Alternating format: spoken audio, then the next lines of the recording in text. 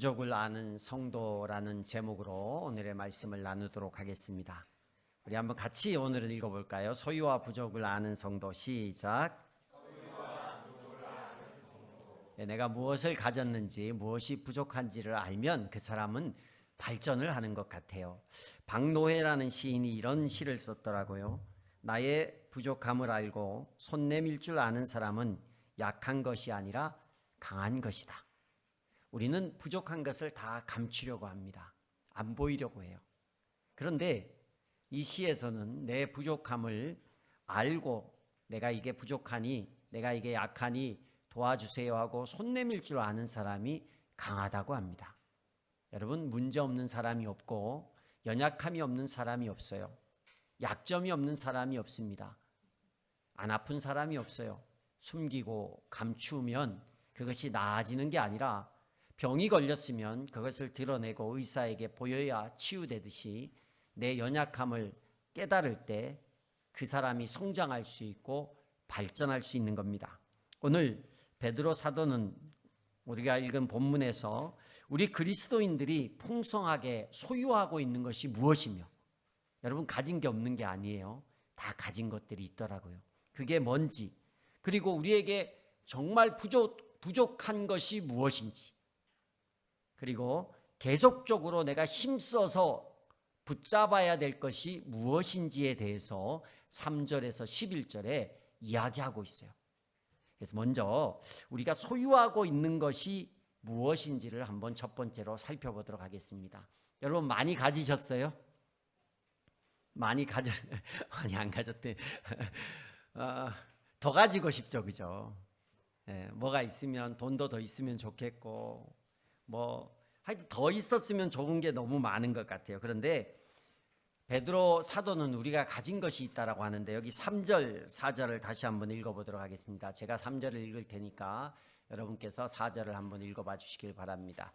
하나님께서는 우리가 그를 알므로 말미암아 생명과 경건에 이르게 하는 모든 것을 그의 권능으로 우리에게 주셨습니다. 하나님은 우리를 부르셔서 그의 영광과 덕을 누리게 해주신 분이십니다.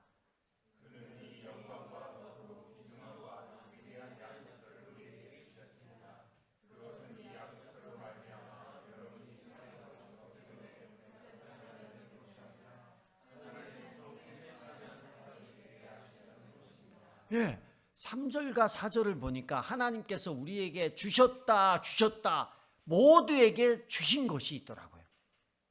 여러분, 이것은 한 사람도 예외 없이 다 받은 거예요. 생명과 경건에 이르게 하는 권능, 위대한 약속을 우리에게 주셨다라는 거예요. 여기 보면 생명은요, 피조물 중에 사람만 가진 차이에 대한 이야기입니다. 경건은 사람 중에도 하나님을 아는 자들에 관한 것이고, 위대한 약속은 하나님을 아는 것을 넘어서 예수 그리스도를 나의 구주로 믿은 사람에게 주어지는 약속이에요. 이 차이가 얼마나 큰지 아세요?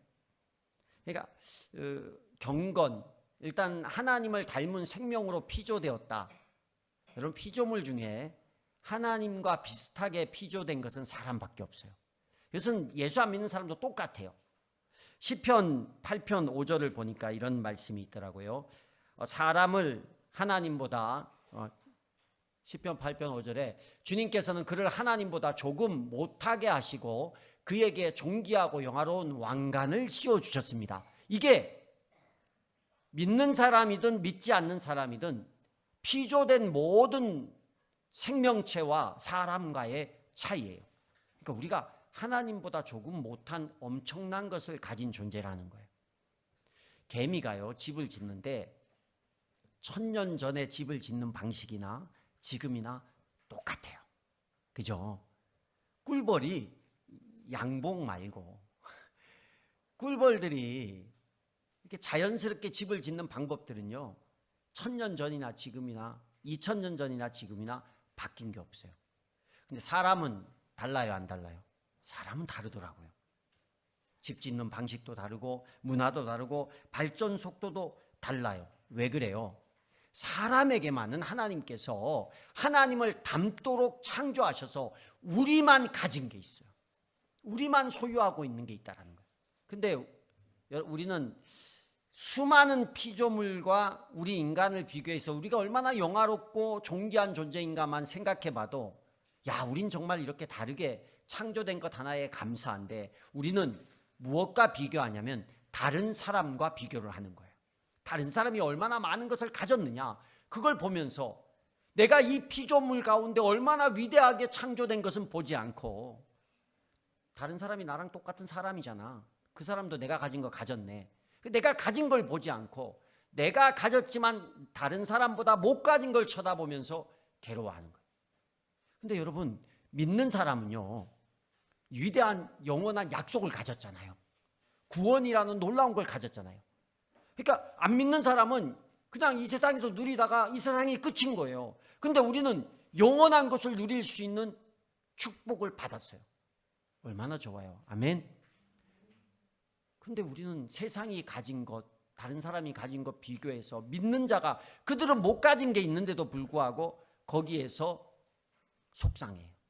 근데 그 차원을 넘은 사람들이 있어요. 이 사람들은 어떤 사람이냐면, 야, 나는 세상 사람들과 다르게 믿음을 가졌어. 나는 구원을 받을 거야. 천국을 소유할 거야. 나는 얼마나 좋은지 몰라. 그런데 옆을 돌아보니까 같은 예수 믿는 사람 중에 나보다 더 잘 사는 사람들이 있는 거야. 더 누리고 있는 것을 보는 거예요. 그럴 때 어때요? 아, 난 예수 믿는데도 왜 이러지? 그러면서 또 스스로 내가 가지지 못한 것을 바라보면서 소유하지 못한 것을, 이미 주신 하나님의 은혜가 크고 어마어마한데 가지지 못한 것을 바라보면서 힘들어하는 거예요. 영화를 보니까 2018년 영화인데요, 100일 동안 100가지로 100% 행복 찾기, 이런 영화가 있더라고요. 제가 못 봤어요. 보지는 못했는데 그 내용이, 이 제목이 특이해서 내용을 봤어요. 100일 동안 100가지로 100% 행복 찾기. 이 영화가 말하는 게 뭐냐면, 과소비와 과소유의 늪에 빠진 현대인들에게 미니멀리스트가 되었을 때 주는 그 편안함과 행복함에 대한 이야기예요. 그러면서 그 책에 있는 그림을 제가 보여드리겠는데요, 여기 보면 그 주인공의 증조 할아버지 부모님 때의 그 집에 있는 물건들이에요. 증조부 때 보니까 뭐 필요한 것만 있는 것 같아요, 그죠? 제일 여러분 보시기에 왼쪽 위에 사진이에요. 여러분 보시기에 오른쪽에 사진을 보면 이제 조부모들 때, 그리고 그 밑에 부모님들 때 보면 집에 살림살이가 뭐 장식품도 더 생기고 액자도 생기고 점점 많이 생기는 것 같아요. 그러면서 보여주는 게, 이렇게 많이 소유할 때가 과연 행복한가? 우리의 만족을 위해서 갖다 놨는데 이게 과연 행복한가? 우리의 조부모, 증조부모 때가 훨씬 더 행복하게 살던 모습들이 많이 있었다. 그러니까 가진 소유의 문제가 아니라 생각의 문제임을 영화가 보여주고 있더라고요. 저도 그런 것 같아요.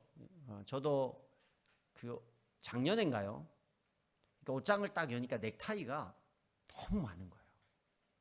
20년을 넘게 목회를 했으니까 넥타이가 얼마나 많게 선물 들어온 거, 제가 산 것보다 뭐 이렇게 선물 받고 해서 넥타이를 쫙 보니까 한 200개 가까이 되는 거예요, 넥타이가. 200개인데 계산을 해봤어요. 5만 원씩만 잡아도 얼마야. 근데 보니까 누구는 명품도 있고 버버리도 있고 비싼 것도 있고 뭐 싼 것도 있고, 그러니까 이게, 야, 이걸 넥타이를 안 사고 내가 이걸 돈을 모았으면 얼마일까.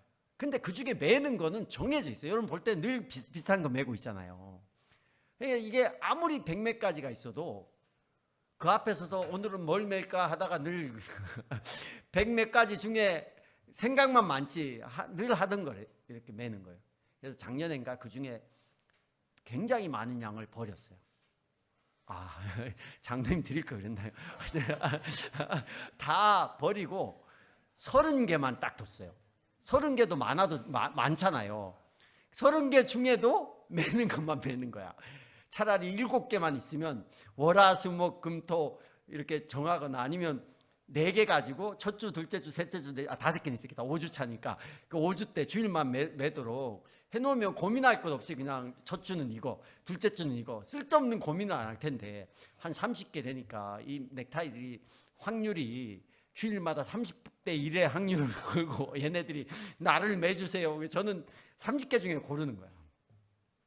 첫째, 둘째, 셋째, 넷째, 다섯째 주 만들어 놓으면 얼마나 편리하겠어요. 근데 이걸 많으니까 오늘은 추수감사절 전이고 10월 중순이고 가을이고 또 오늘 내 기분에 따라서 이 고민을 해서 넥타이를 고르더라고요.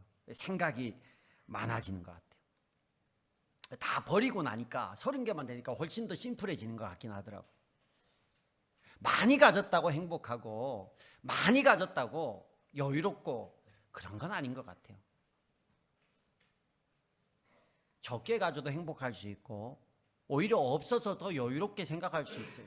하나밖에 없으면 고민이 없잖아요. 맨날 똑같은 거 매니까 얼마나 여유로워요. 아침 생각의 차이인 것 같아요. 하나님께서 우리에게 성경에 베드로가 말하는 것은 우리가 소유하고 있는 게 있다라는 거예요. 사람으로서의 생명과 하나님을 아는, 신을 아는 자로서의 경건과 예수를 믿는 사람들로서의 위대한 약속을 가졌대요. 이것보다 더 큰 게 없잖아요. 근데 거기에 우리는 뭘 더 채우고 뭘 더 채우고 뭘 더 채우려고 하는 거예요. 왜요? 내가 약하다고 생각하니까. 돈이 없고 건강이 없으면 약하다고 생각하니까. 이걸 채우고 이걸 모으면 정말 영적인 게 아니라 물질적인 거, 이런 것 갖다가 자꾸 모으면 내가 강해질 거라고 생각하는 거예요. 그렇지 않더라고요. 여러분, 우리가 찬송가 중에 많이 부르는 찬송들이 있어요. 오 놀라운 구세주, 나의 갈 길 다 가도록. 나의 갈 길 다 가도록 얼마나 많이 부릅니까? 저도 아침에 새벽에 나오면 늘 이렇게 피면 나의 갈 길 다 가도록만 부르고 싶어요. 근데 맨날 같은 거 부를 수 없으니까 찬송가 고르는데 맨날 그게 눈에 띄는 거예요. 예수로 나의 구주 삼고. 다 은혜로운 찬양입니다. 근데 이 찬양들을 같은 분이 지었어요. 오 놀라운 구세주, 나의 갈 길 다 가도록, 예수로 나의 구주 삼고. 환희 제인 클로스비라는 여사가 지은 거예요. 이 곡 외에도 8,000곡 정도를 하나님을 찬양하는 곡을 지으신 분이에요. 근데 여러분, 이분이 대단하잖아요. 우리는 평생 노래 한 곡도 못 만드는데 8,000곡이나 되는 곡을 만들고 지금까지도 많은 사람에게 불려지는 은혜로운 영감 있는 찬양을 지은 분인데, 이 여사님이요 95세까지 사셨어요. 근데 생후 8개월부터 앞 못 보는 분으로 사셨어요. 앞을 볼 수가 없어요. 소경입니다. 95세 때까지. 그런데 이렇게 우리는 멀쩡한 눈 가지고도 못하고 안 하는 게 많은데 그런 8,000곡이나 되는 곡을 지었어요. 근데 이분의 찬양의 특징들이 있는데 작사한 내용을 보면 길에 대한 가사가 굉장히 많아요. 나의 갈 길 다 가도록도 그렇고 길에 대한 가사가 많더라는 거예요. 앞을 볼 수 없지만 그는 하나님의 인도하심에 대한 확신, 내 앞길에 대한 내 갈 길 다 가도록 예수님이 나를 인도하신다라는 이 확신이 그것 하나를 가장 강력하게 소유했어요. 안 못 보는데 뭐가 있겠습니까? 좋은 옷이 수천 벌이면 뭐하고 뭐 가진 것이 얼마나 되겠어요. 그런데 이 여인에게는요 하나님께서 나를 인도하신다는 누구보다 더 강한 확신과 믿음, 이 하나로 눈뜬 사람이 가질 수 없는 수많은 것을 소유할 수 있는 분이 되셨고, 또 이 이후에 수많은 사람들에게 도전과 은혜를 끼치는 그런 놀라운 일을 하신 분이라는 거예요. 뭘 가졌어요? 믿음과 확신, 이것 하나 가졌다라는 거예요. 여러분, 우리가 나에게 없고 모자라는 것은요 내가 뭘 소유하지 않았기 때문이 아니에요. 내게 하나님에 대한 확신이 없기 때문에, 믿음에 대한 인도하심에 대한 확신이 없기 때문에 생각의 문제라는 거예요. 예수님이 많은 병자를 고치시고 배고픈 자를 먹이셨지만 모든 사람에게 모든 것을 충족시켜 주지 않으셨어요.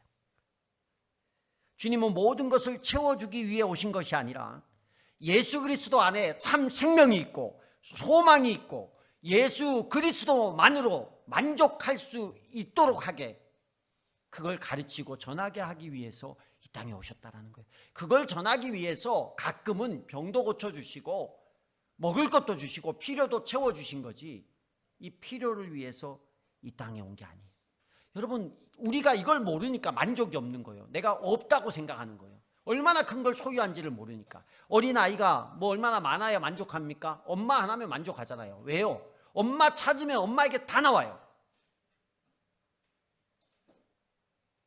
건강한 부부가 한 아내와 남편으로만 만족하듯 참된 성도는, 참된 교회는 그리스도 한 분만으로 만족할 수 있는 교회가 되어야 되는 거예요. 아멘. 다윗이 그랬잖아요. 시편 23편 1절에 여호와는 나의 목자시니 없어요. 내게 부족함이 없으리로다. 여러분, 그 말이 얼마나, 여호와는 나의 목자시니 내게 부족함이 없으리로다. 여러분, 우린 그런 얘기예요. 다윗은 왕이었잖아요. 다 가졌잖아요. 여자 와이프도 많잖아요. 성도 가졌잖아요. 근데 다윗이요, 그게 있어서 이 고백이 나온 게 아니라 목동 시절부터 8형제 가운데 무시받는 막내로 산 그때부터 여호와는 나의 목자시니 내게 부족함이 없으리로다. 자기가 그 생활을 해봤거든요. 양떼가 있는데 자기만 있으면 되는 거예요. 다윗만 있으면 이 양을 푸른 풀 초장 실만한 물가로 인도할 수 있고요. 다윗만 있으면 곰이 와도 사자가 와도 막아줄 수 있었다라는 거예요. 양이 필요한 게 뭡니까? 양이 풀도 필요해요. 물도 필요해요. 쉴만한 집도 필요해요. 양이. 근데 목자를 따르지 않으면 자기가 그걸 다 해야 되는 거예요. 풀밭으로, 맑은 물 있는 곳으로, 쉴 곳으로, 자기 노력으로. 그게 뭐예요? 하나님 모르는 사람, 예수님 모르는 사람의 사는 인생이라는 거예요. 내 힘으로, 내 능력으로만 살라고 해요. 만족이 없습니다. 근데 맛있는 풀이 어디 있고 맑은 물이 어디 있고 안전한 쉴 곳이 어디 있는지를 아는 사람이 누구냐면 목자라는 거예요. 근데 우리는 그 목자를 소유하고 있어요. 가장 좋은 것을 소유하고 있다라는 거예요. 베드로가 그 얘기하는 겁니다. 여러분이 생명과 경건과 그 권능을 소유하고 있습니다. 여러분은 위대한 약속을 소유하고 있습니다. 이게 얼마나 대단한 일입니까? 여러분, 뭐가 없다고 하지 마시고 우리가 정말 인생으로 창조된 사람들 중에 가장 귀한 것을 소유하고 있다는 것을 믿으시기를 바랍니다. 두 번째로는 그럼에도 불구하고 부족함이 있다는 거예요. 그런데 베드로의 이 부족함의 얘기는요, 소유에 대한 부족이 아니라는 거예요. 믿음에 대한 부족의 얘기예요. 물질에 대한 부족을 얘기하는 게 아니에요. 그게 중요하지 않다라는 거예요. 베드로는 만약에 물질이 중요했으면 베드로가 여러분에게 부족한 게 있습니다. 돈을 버세요. 돈을 많이 벌어야 됩니다. 여러분 건강하셔야 됩니다. 건강을 잘 챙겨야 됩니다. 이렇게 말했을 거 아니에요. 근데 그 얘기를 안 하는 거예요. 베드로가요. 우리 바울은 갈라디아 교회에게 성령의 9가지 열매를 얘기했잖아요. 베드로는 이 베드로 후서를 통해서 7가지의 믿음의 열매를 우리에게 얘기하는 거예요. 우리 1장 5절에서 7절까지 한번 보도록 하겠습니다. 한 절씩 제가 5절부터 읽어볼게요. 그러므로 여러분은 열성을 다하여 여러분의 믿음에 덕을 더하고 덕에 지식을 더하고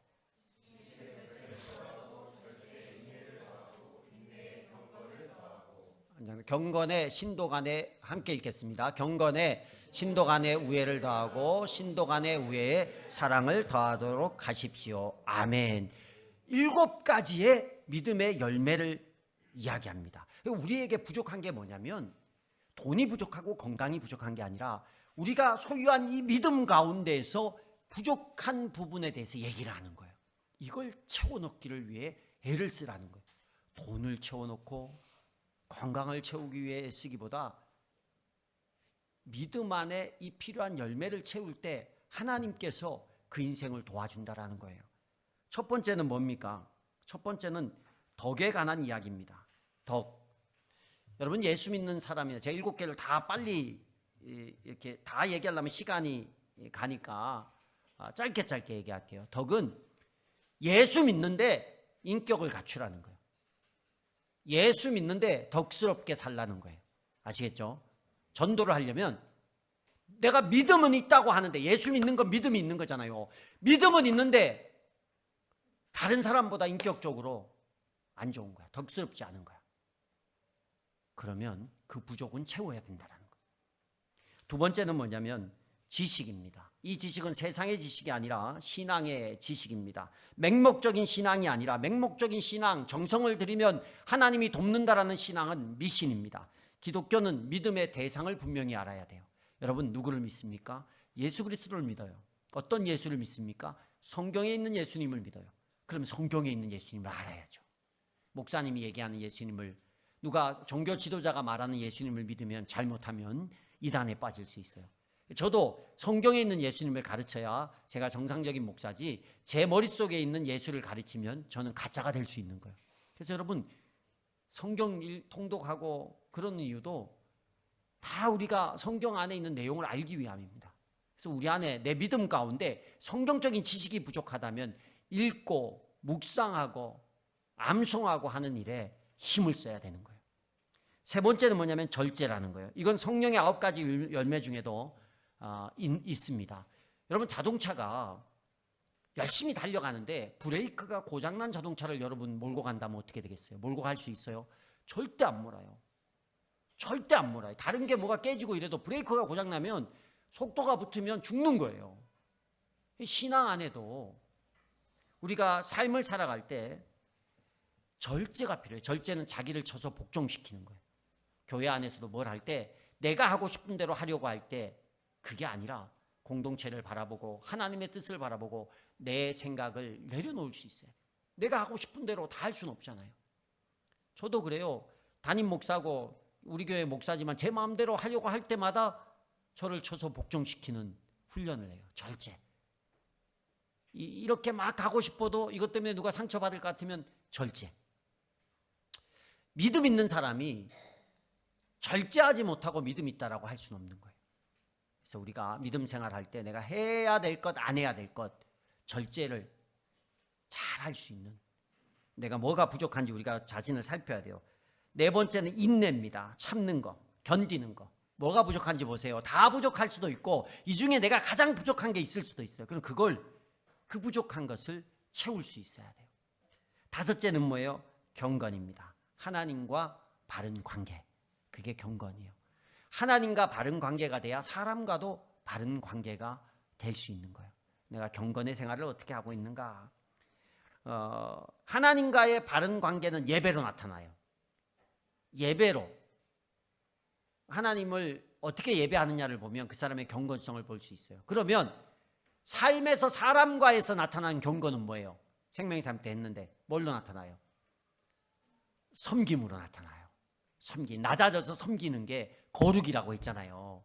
낮아져서 섬기는 게 경건이라는 거예요. 그래서 하나님하고의 경건은 예배로 드러나고, 예배 드리는 태도, 예배를 얼마나 중요하게 생각하는가, 예배 드리는 자세가 그 사람의 경건을 보여주는 거고, 사람과의 사이에서의 경건한 사람은 누구냐? 잘 섬기는 사람입니다.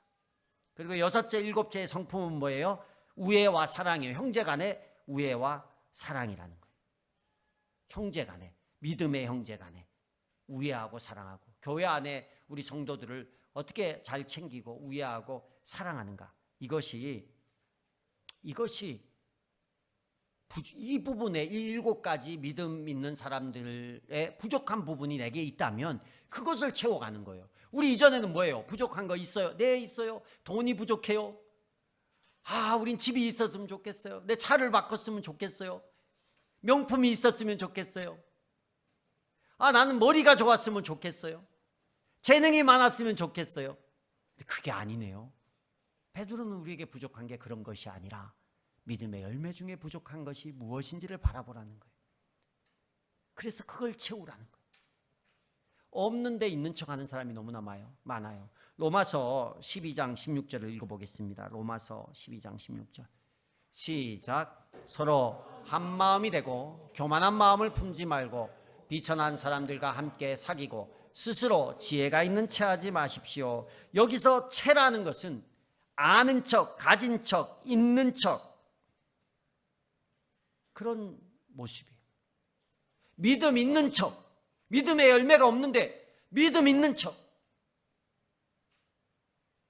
근데 다 우리가 완벽한 믿음은 가질 수 없어요. 근데 돌아보셔야 돼. 내게 어떤 믿음의 7가지 열매 중에 부족함이 있는가? 척하면 조화가 깨져요. 척하면 무슨 척하면 관계가 깊어지지 않아요. 믿음도 발전하지 않아요. 그냥 없으면 부족하면 부족한 대로. 여기 베드로도 얘기했잖아요. 너희가 이런 게 부족할 거다. 이거 잘 채워라. 그래서 우리가 알고 채우면 돼요. 이 7가지 생각하면서 내게 무엇이 부족한가 조금씩 채워가자. 그리고 마지막으로 이거는요, 붙잡고 힘써야 되는 거야. 죽을 때까지 붙잡고 있어야 되는 거예요. 그게 뭘까요? 10절 보세요. 10절 같이 읽어보겠습니다. 시작. 그러므로 형제 자매 여러분, 더욱더 힘써서 여러분이 부르심을 받은 것과 택하심을 받은 것을 굳게 하십시오. 그러면 여러분은 넘어지지 않을 것입니다. 부르심과 택하심에 대해서 이게 뭐예요? 하나님께서 우리를 하나님의 자녀로 부르시고 택하셨다라는 거예요. 여러분, 우리가 믿음의 열매가 부족해지기 시작하면 우리 안에 흔들리는 게 있는데 뭐냐면 구원의 확신이라는 거예요. 하나님이 나를 부르셨고 나를 택하셨다라는 게 흔들리는 거예요. 근데 이 부르심과 택하심을 꽉 잡아야 될 이유가 있어요. 그게 마지막 11절에 나와요. 11절 한번 보겠습니다. 읽어보겠습니다. 시작. 11절 시작. 또한 여러분은 우리의 주님이시며 구주이신 예수 그리스도의 영원한 나라에 들어갈 자격을 충분히 갖출 것입니다. 부르심과 택하심의 확신이 있을 때, 그걸 끝까지 붙잡고 있을 때, 그걸 믿는 그 사람들에게 주어지는 축복이 뭐냐면 하나님 나라라는 거예요. 우리는 여러분은 다 구원받은 줄로 믿습니다. 근데 이게 삶을 살다 보면 흔들려요. 왔다 갔다 해요. 그러면 내가 천국을 그렇게 흔들려도 하나님 날 붙잡고 천국으로 인도하심에도 불구하고 내가 천국에 대한 확신이 희미해지는 거예요. 연약해지는 거예요. 근데 내 생각과 내 의지와 관계없이 하나님이 나를 붙잡았다면 하나님은 우리를 11절의 약속처럼 천국으로 인도할 자격을 우리에게 부여하신다라는 거예요. 아멘. 이게 얼마나 중요한 일이냐면요, 성경 여기저기에 우리가 하나님이 나를 하나님의 자녀로 택하시고 부르셨다라는 구절들이 얼마나 많은지 몰라요. 다 찾아서 하면 예배 시간이 한없이 길어져요. 제가 여러분 바울의 그 확신적인 구절 몇 가지만 한번 볼게요. 하나님 우리를 택하시고 부르셨다라는 거. 에베소서 1장 5절 말씀 보겠습니다. 에베소서 1장 5절 읽어보겠습니다. 시작. 하나님은 하나님의 기뻐하시는 뜻을 따라 예수 그리스도를 통하여 우리를 하나님의 자녀로 삼으시기로 예정하신 것입니다. 그대로 띄워주세요. 여기 보면 하나님이 기뻐하신, 나의 상황하고 상관없이 하나님의 기뻐하시는 뜻을 따라서 예수 그리스도를 통하여 우리가 하나님의 자녀로 삼으시기로 뭘 했다는 거예요? 예정, 미리 정하셨다는 거예요. 여러분이 여기 앉아 계신 것, 여러분이 예수를 믿은 것을 하나님이 기뻐했어요. 우리 박재복 아들을 내가 나의 자녀로 삼아야지, 너무 기쁘다. 내 자녀로 삼을 그 생각만 해도 기쁘다. 그리고 예정해 놓은 거예요. 그리고 하나님의 때에 예수를 믿는 것을 통해서 하나님의 자녀로 만드시는 것을 미리 정해 놓은 거예요. 정한 것은 바꿔야 안 바꿔야 하나님이 안 바꿔. 이게 흔들리면 안 돼요. 이걸 베드로가 계속 힘써 붙잡으라는 거예요. 우리 에베소서 1장 9절 보겠습니다. 1장 9절 같이 읽어보겠습니다. 시작. 그리스도 안에서 미리 세우신 하나님의 기뻐하시는 뜻을 따라 하나님의 신비한 뜻을 우리에게 알려주셨습니다. 미리 정했다라는 거예요. 갈라디아서 1장 15절 보겠습니다. 시작. 그러나 나를 모태로부터 따로 세우시고 은혜로 불러주신 하나님께서, 언제부터요? 모태. 그 이전부터예요. 창세 때부터. 그러니까 우리가 이 땅에 나와서 내 힘으로 예수를 믿기 이전부터, 모태 때부터, 바꾸셔도 돼요. 모태 때부터 이미 하나님이 이 사람을 나의 사람으로 택해 놓았다. 이거는 흔들리면 안 돼요, 여러분. 이거는 붙잡으셔야 돼. 여기 계신 모든 분들이 어떠한 상황 가운데서도 하나님께서 나를 구원하고자 계획하시고 부르시고 택하셨다는 이 사실만큼은 우리가 흔들려서는 안 돼요. 내 믿음의 열매들이 좀 약할 수는 있어요. 부족할 수는 있어요. 그러나 그것은 채워가면 되는 거잖아요. 그러나 놓치지 말아야 될 것은 있다라는 거예요. 그것은 하나님이 나를 부르셨고 택하셨다는 것. 예수 그리스도 한 분만으로 내가 하나님의 자녀가 되는 놀라운 은혜를 입었다라는 이 사실만큼은 어떠한 고난과 역경과 어려움 속에서도 흔들리시면 안 돼요. 그래서 교회의 머리는 누굽니까? 그리스도예요. 교회의 머리는 목사님이 아니에요. 교회의 머리는 그리스도고, 교회의 존재 이유가 이 그리스도를 전하고 그리스도의 제자를 만드는 것이고, 이 교회에서 가장 빛나야 될 분이 누구냐면 예수 그리스도고, 우리가 교회 안에서 만족한 삶을 살아가는 이유는 뭐냐면 이 안에 예수 그리스도가 있기 때문이에요. 그리스도 한 분만으로 교회는 만족할 수 있어야 돼요. 근데 보면 교회 안에 그리스도 외에 다른 것이 필요하다고 생각하는 사람들이 많이 있어요.